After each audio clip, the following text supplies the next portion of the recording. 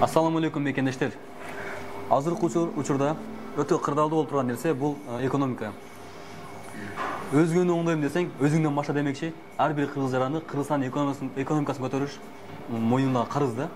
Карыз деп эсептейм. Ошол себеп Кыргызстанда өзүңүздөр билгендей, алтын кенден жана ГЭЦ гидроэлектростанциядан пайда көргөн жокпуз. Нефть, газыбыз жок.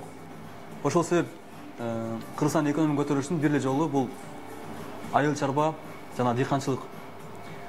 Кыргыз элине дыйканчылыкка жардам берем деген болсок, бул биринчи очередте Кыргызстанда банктагы кредиттин процентин түшүрүш керек. Кредитте банкта отурган адамдар негизи ошо башчылары бетиңер бетон экенсиңер. Качанга чейин кыргыз тонойсуңар? 15-25%тен кредит бергениңер бул туура эмес. Уялбайсыңарбы? И так саясий партиялар жана саясатчылар биздин акчабызды жеп келди, элдин акчасын жеп келди. Элге жардам берген жок. Ошол себеп биздин экономика түшүп кетти. Шотин палатада акчабыз жок азыр. Ошол себеп саясий партия жана саясатчылар силерди чакырам, шотин палатаны акчаны толтурганга силер жардам бергиле.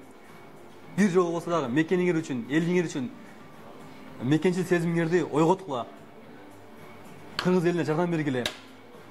Дыйканчылар айыл чарба менен машкан, алектенген инсандарга 6%тен кредит түшүрүп бергиле. 6%тен түшүрүп берсеңер, Кыргызстанда бир аз болсо экономика көтөрүлсө, Кудай буйруса, 10-20%ге чейин кредиттин кийин ала алат. Силер жок эле элден 15-25%тен акчаны сурабасаңар болбойт да. Каякта кайсы пул берет алар? Ошол себеп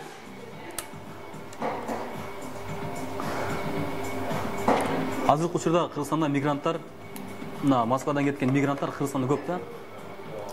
Эртең Москвага граница ачылган болсо, алар могул жака Кыргызстанда бир дагы минут турбайт, могул жака келет. Серьезно айткан. Айтты дөбөгүлө.